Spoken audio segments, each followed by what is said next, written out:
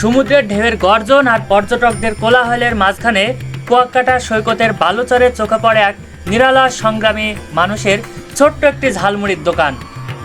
কিছুটা কাঁচা মটর, পেঁয়াজ, কাঁচামরিচ, তেলে ভাজা আর এক চালকিতে হাসি, এটাই তার মূল পুঁজি।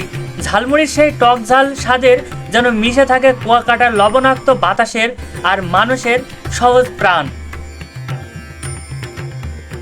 এই দোকানটা শুধু খাবার বিক্রির জায়গা নয়, এটা জীবিকার সংগ্রাম, স্বপ্ন টিকে রাখার এক নীরব যোদ্ধা। প্রতিদিন সূর্য ওঠার সঙ্গে সঙ্গেই এসে বসে এখানে। ঝালমুড়ির তীব্র গন্ধই ডেকে আনে ভ্রমণ প্রিয়সীদের।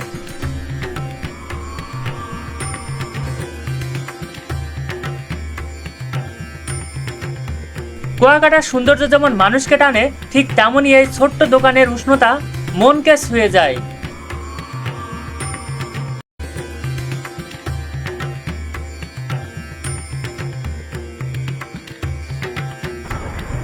আঙ্কেলের কয় বছর ধরে ব্যবসা হবে এখানে? 2 বছর। 2 বছর।